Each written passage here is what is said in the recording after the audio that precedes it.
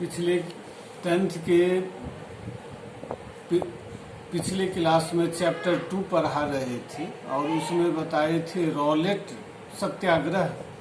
Movement के बारे में। ये बताए थे कि किस तरह रॉलेट एक्ट जो एक ब्लैक एक्ट था, एक अंधा काला कानून था, उसके अगेंस्ट में गांधी जी ने एक रॉलेट सत्याग्रह मूवमेंट 1919 के 6 अप्रैल को शुरू किया था। लेकिन बाद में इसी आंदोलन के क्रम में ही जालियांवाला बाग मास किलिंग हुआ था और उसके कारण जो है सो हिंसा फैल गई थी और हिंसा फैलने के कारण इस आंदोलन को अंत में गांधी जी सस्पेंड कर दिए, स्थगित कर दिए और इस तरह यह आंदोलन खत्म हुआ। अब गांधी जी की यह सोच थी कि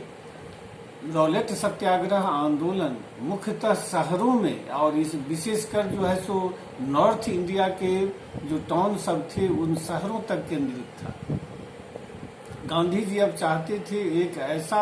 मास एजिटेशन, एक ऐसा मास मूवमेंट, जन आंदोलन जिसमें गांव जो रूरल एरिया है, जो विलेजर हैं, वे बड़ी संख्या में भाग लें। पूरे देश के गांव-गांव के लोग, देहातों के लोग, कंट्री साइड के लोग इसमें भाग लें और इसके लिए उनको लगता था कि हिंदू मुस्लिम यूनिटी और पार्टिसिपेशन इसके लिए जरूरी है। इसीलिए गांधी जी को लगा कि एक मास मूवमेंट को सक्सेसफुल बनाने के लिए ये जरूरी है कि हिंदू और मुस्लिमों के बीच यूनिटी पैदा की जाए, दोनों को अंडर वन अम्ब्रेला, एक छतरी के नीचे, एक आंदोलन के अंतर्गत दोनों समुदाय के लोगों को लाया जाए, क्योंकि इंडिया के यही दो हिंदू और मुस्लिम कम्युनिटी जो है, जो सबसे लार्जेस्ट दो रिलीजियस कम्युनिटी है और इन दोनों कम्युनिटी के पार्टिसिपेशन के बिना कोई भी नेशनल मूवमेंट, मास एजिटेशन सफल नहीं हो सकता था। इसलिए गांधी जी को लगा कि खिलाफत का इश्यू यदि उठाया जाए तो इसके माध्यम से हिंदू और मुस्लिम दोनों को जो है सो एक प्लेटफॉर्म पर लाया जा सकता है और एक सक्सेसफुल मास एजिटेशन शुरू किया जा सकता है। संजोग ऐसा था कि उस समय फर्स्ट वर्ल्ड वॉर में ऑटोमन एम्पायर, जिसको आज टर्की नाम का देश कहते हैं, वो फर्स्ट वर्ल्ड वॉर से पहले एक बहुत बड़ा कंट्री था जिसको ऑटोमन एम्पायर कहा जाता था और इस ऑटोमन एम्पायर का जो रूलर होता था उसको खलीफा कहा जाता था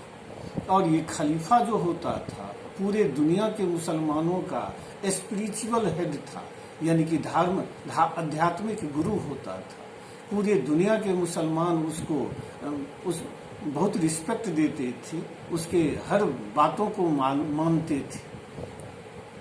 फर्स्ट वर्ल्ड वॉर में ये ऑटोमन एम्पायर यानी मॉडर्न टर्की ये एक्सिस पावर के तरफ से लड़ा और बुरी तरह हार गया और हारने के बाद यह उस समय यह अफवाह फैली, यह रूमर फैला कि इस टर्की अंपायर के जो सुल्तान है, खलीफा है, उस पर एक हार्श पीस ट्रीटी जो है सो इम्पोज होने जा रहा है एलाइड पावर की तरफ से और इस हार्श ट्रीटी के द्वारा इस ऑटोमन एम्पायर को टुकड़ों में बांट दिया जाना है। इसके कारण दुनिया भर के मुसलमान जो थे बहुत ज्यादा नाराज थे एलाइड पावर से और इंग्लैंड जो है, जो हमारे देश पर उस समय रूल कर रहा था, वो भी एलाइड पावर का एक हिस्सा था। तो इसीलिए भारत के मुसलमान ब्रिटिश गवर्नमेंट से इस इश्यू को लेकर के बहुत ज्यादा नाराज थे। अपनी नाराजगी को व्यक्त करने के लिए वे भी एक आंदोलन चलाना चाहते थे, एक मास एजिटेशन शुरू करना चाहते थे। लेकिन उनके साथ भी गांधी जी की तरह उनकी भी सोच थी कि भारत में एक सक्सेसफुल मास एजिटेशन शुरू करने के लिए हिंदू और मुसलमानों के बीच यूनिटी होना जरूरी है। दोनों मिल करके जब कोई मूवमेंट शुरू करेंगे तभी वह मास मूवमेंट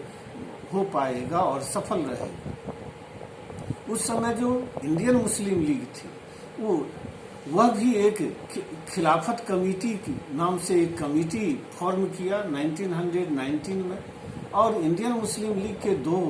जो युवा लीडर थे, जिनको अली ब्रदर्स कहते हैं, मोहम्मद अली और शौकत अली, जो दोनों भाई थे, वे गांधी जी से इस मामले में विचार करना शुरू किए। गांधी जी इसी का इंतजार कर रहे थे। गांधी जी को लगा कि ये अच्छा मौका है हिंदू और मुसलमानों के बीच एकता पैदा करने का, उनको एक प्लेटफॉर्म पर लाने का, इसीलिए वो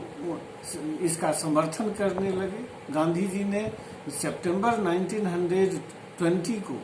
कलकत्ता में कांग्रेस की मीटिंग जब हुई वर्किंग कमेटी की, तो उसमें उन्होंने दूसरे कांग्रेस के लीडर सबको यह बात बताई और उन्होंने बताया कांग्रेस के दूसरे लीडर को कि वे एक ऐसा मूवमेंट शुरू करना चाहते हैं जो खिलाफत के सपोर्ट में हो और साथ साथ स्वराज के सपोर्ट में हो। बात आगे बढ़ी और उसके बाद 1920 के नागपुर एनुअल से कांग्रेस के एनुअल सेशन में इस बात पर जो है सो काफी चर्चा होने लगी। उस समय कांग्रेस के में दो वर्ग जो है सो उभर करके आए। एक वर्ग का कहना था कि इस तरह के मास मूवमेंट की आवश्यकता नहीं है और दूसरे वर्ग का कहना था कि जरूरी है। दोनों वर्गों के, कांग्रेस के इन दोनों वर्गों के बीच जो है सो काफी जो है सो टकराव शुरू हुआ, क्लैश शुरू हुआ, टेंशन बढ़ा दोनों ग्रुपों के बीच। जो इस तरह के मूवमेंट का सपोर्ट नहीं करना चाहते थे वो मॉडरेट ग्रुप थे और जो सपोर्ट कर रहे थे वो यंग कांग्रेसी लीडर थे, जिसमें जवाहरलाल नेहरू ऐसे लीडर इसमें शामिल थे। इसके बाद गांधी जी का सोचना था कि ये मूवमेंट जो शुरू होगा वह मूवमेंट नॉन कोऑपरेशन के प्रिंसिपल पर होगा। गांधी जी ने 1909 में एक हिंद स्वराज नाम से एक पुस्तक लिखी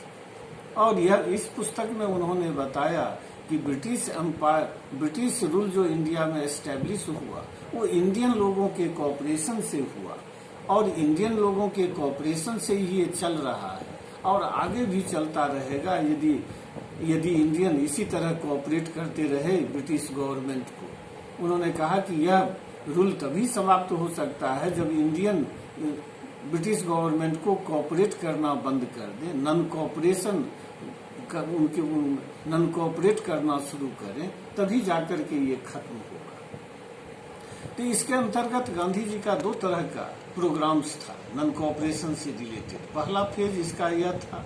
कि जिसके अंतर्गत जितने भी टाइटल सब गवर्नमेंट ने, ब्रिटिश गवर्नमेंट ने इंडियन लोगों को दिया है, उस टाइटल को सरेंडर करना। उस समय ब्रिटिश गवर्नमेंट के टाइम में जो ब्रिटिश गवर्नमेंट के प्रति जो लॉयल लोग थे, वफादार थे, विश्वास पात्र थे, जिसमें लैंडलॉर्ड आते थे, दूसरे और जो ऑफिसर लोग आते थे, इस तरह के लोगों को जो है जो ब्रिटिश गवर्नमेंट राय बहादुर, राय साहब ऐसे टाइटल या उपाधि देते थे। तो ये पहला फेज में था कि इस तरह के टाइटल को सरेंडर करना और जितने भी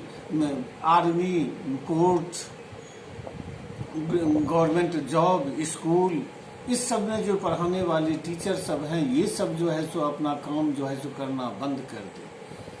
दूसरा, तो पहला फेज में नॉन कोऑपरेशन के प्रोग्राम के अंतर्गत पहला प्रोग्राम गांधी जी का यह था और दूसरा प्रोग्राम था यदि गवर्नमेंट रिप्रेसिव मेजर अपनाती है, यानी कि दमन की नीति अपनाती है, ये लोगों पर अत्याचार करना शुरू करती है, तो एक सिविल डिसोबीडियंस मूवमेंट शुरू किया गया। तो इसी के अंतर्गत यह भी था कि जो लेजिस्लेटिव काउंसिल का इलेक्शन होना है उसका भी बाइकआउट किया जाए। लेजिस्लेटिव काउंसिल से में जो मेंबर हैं वो सब रिजाइन करें। तो कांग्रेस का जो मॉडरेट ग्रुप था वो नहीं चाहता था कि लेजिस्लेटिव काउंसिल से रिजाइन किया जाए। इलेक्शन जो नवंबर 1920 में इंपीरियल लेजिस्लेटिव काउंसिल का होने वाला था उसका बाइकआउट किया जाए। तो दोनों ग्रुपों के बीच, कांग्रेस के बीच टकराव जो शुरू हुआ, लग रहा था कि नहीं दोनों के बीच कोई समझौता होगा, लेकिन 1920 के दिसंबर के एनुअल सेशन में एक कंप्रोमाइज दोनों ग्रुपों के बीच हुआ और उसके बाद जो है सो नॉन कोऑपरेशन मूवमेंट 1920 के जनवरी में जो है सो शुरू हुआ। तो अगले के आगे जो क्लास लेंगे उसमें बताएंगे कि किस ये कंप्रोमाइज किस तरह से हुआ और किस तरह से नॉन कोऑपरेशन मूवमेंट आगे बढ़ा, शुरू हुआ।